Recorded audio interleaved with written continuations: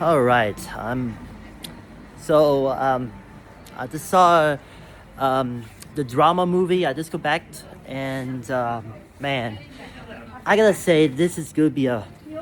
I would say this. I just describe this movie is what the actual fuck is going on. Like why? Why I think A24, the studio behind this movie, along a bunch of others, had to do with this movie.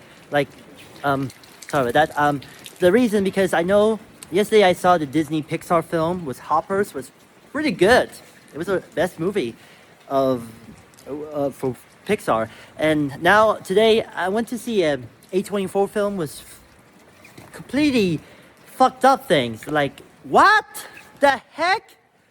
I mean, I'm not gonna say this is like a problem in this movie. It's like there's like where basically not there's a like strange things. There's a movie, The Married, one that married to one of the I think British guy.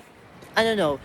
He played by Robert Pattinson, and Zendaya was played by an American half black, half white person. And I think, wow, I just like to say if this is like a if I mean, unlike the Wuthering Heights movie by Emerald Farrell, I think the director Christian Bjugond, I know he's Norwegian director. He did the last couple of films, like it's the first two films.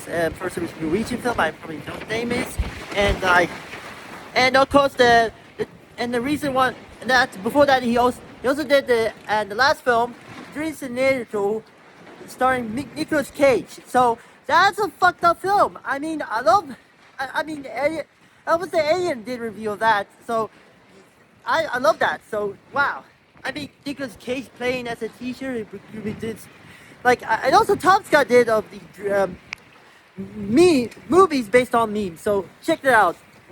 Anyway, I think this movie like there's a problem in the acting. Like its cinematography was more like the A24-esque way, and it's the same repeat that like they would. Last movie during Scenario. I gotta say, if you've not seen that movie, but it's basically the actors in the movie is Zendaya and Robert Pattinson. So I'm gonna pause this. All right, so sorry for that, but there's the two actors, Zendaya and Robert Pattinson. I mean, this 2026 is gonna be a prolific year of these two people. Zendaya had a couple of projects. First, they had this movie and.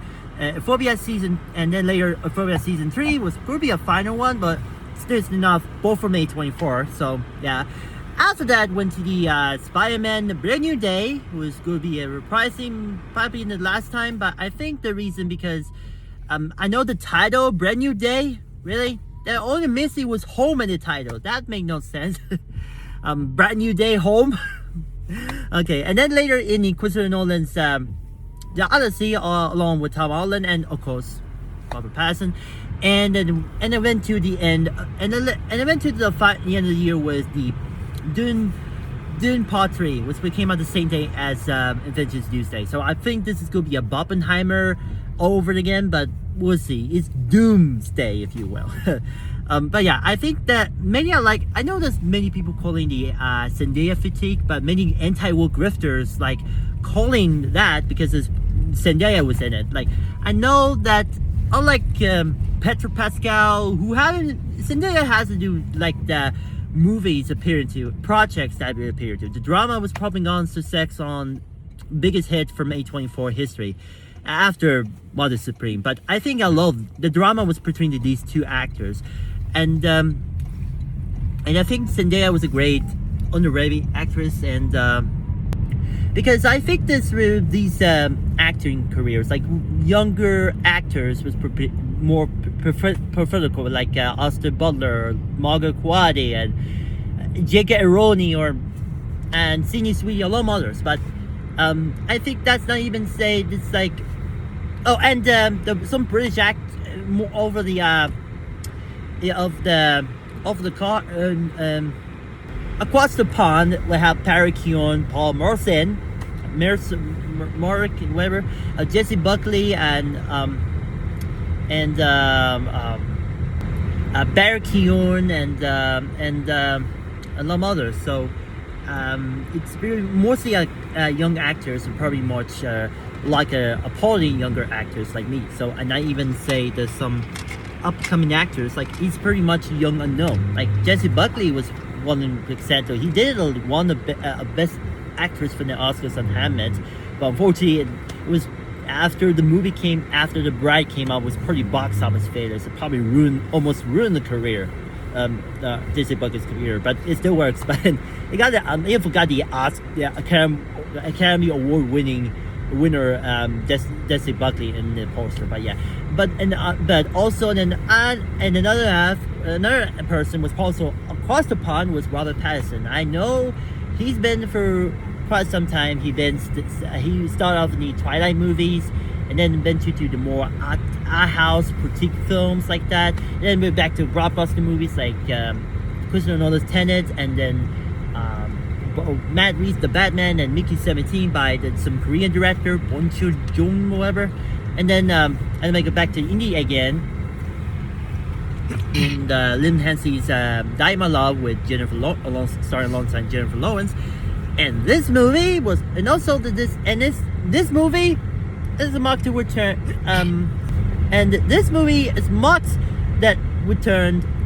Robert Pattinson's lowering return with A24, and oh boy, he haven't been making work. He haven't starred an A24 film since The Lighthouse from director Robert Eggers, and I gotta see a return. I mean, I'm assuming that production company who's signed a first look deal with A24, but originally another company that originally signed the first look deal was Warner Brothers, who have to do after the success of Matt Reeves' The Batman. But I think the reason is that after the box office failure of Mickey 17, but I think there's reasons that studio changes and DeLuca and Abby took over. So yeah, it's like that, but the A24 is like more like a prestige studio. It's more like a becoming the new Miramax, if you will, but more like auteur films. Rivals like Neon and Movie and IFC, like independent film company. But I think that's like this film is like these two films that I'm going to be on this bell is pretty this film and The Odyssey. I have to mention, but another film was Pattinson will be starring I think later this year or next year was will be also from A24, was a prime time, but that probably ain't gonna too much details about that. So anyway, but I would say the casting was great, and probably more solid casting was known actors. One particular actress was also the singer was Alayan Hayam. Alayan Hayam, what did it call it? It's the girl from. He was a member of the Hayam girl group, indie pop girl group Hayam, and he also was fresh off of the performance in the Paul Thomas Anderson's One Battle After Another. But I think he won the best pick, and I think this because he won the best picture at this year's Oscars, but instead of Sinners. What the heck? But yeah, Alaya Hayam is pretty much a decent actress. He's also the singer. I think he worked for Paul Thomas Anderson, and he worked also did music videos. But he was great. He played as Rachel, but it's pretty much decent actress. I know he's been in a lot of art house films, mostly for working for Paul Thomas Anderson. So good for him. But and that's probably ended one of something. Ended the like I said, it was a fucked up film from A24. I know this is supposedly the dark romantic drama film, indeed, because there are too many things. I will not gonna touch that for obvious reasons, but I think the performance, these two, are good, and supporting cast including Alaya Hayam was perfect, and it's in the Boswicki, or it's probably much the trope of the A24 movie that we've been as and the music and the soundtrack was handled by the same composer who worked at Project Hail Mary and of course Super Mario Galaxy movie. So yes, I saw. Yeah, this is the same composer. He got two movies gone to broke box office records. So good for him. Who worked in composing Daniel, who did that? But yeah. That said, I have to say about this movie, and I think that the difference between Emma Farrow's Walter Heights and this movie, the drama from A24, it's like it was a pretty much gone mixed feelings, but I think it's like, wow, it's like the people were complaining they did two different actors and actress. They did this like age gap. Like Robert Pattinson was older, but Zendaya was younger. But Walter Heights on the hand was Margot Robbie was older and J.K. Rowling was younger, because that latter, that one was both from Australian, and this movie, Robert Pattinson, who was British, and Zendaya was American. So that's where you know. I know Robert Pattinson was British, but probably you've seen a couple of British movies. Like I not even say The Lighthouse or all that movies. Like watching like the actors who doing it in British acting. Anyone seen Megalopolis? And I'm not sure that David Goldberg directing, but yeah. But still, if you love this, if you like this movie, give it a watch. It is one of the okay A24 films, and it was a director who did the last movie, Green Scenario. I don't know that he's in Norwegian, but I think the Zendaya and Robert Pattinson fans, mostly Zendaya fans, people were known Tom Holland also fan club did. I hope the actors will prevent, and I hope these two people will get reunited for the upcoming Christopher Nolan's The Odyssey movie. So we'll see.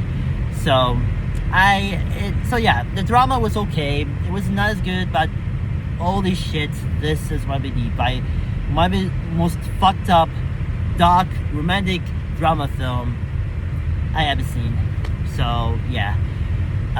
Also, I'm gonna watch Emma Farrow's Wuthering Heights on Wednesday, my dude. So brace yourself. Anyway, so what do you guys think of the drama movie? Do you love it? Do you hate it? Let me know in the comments. I gotta say.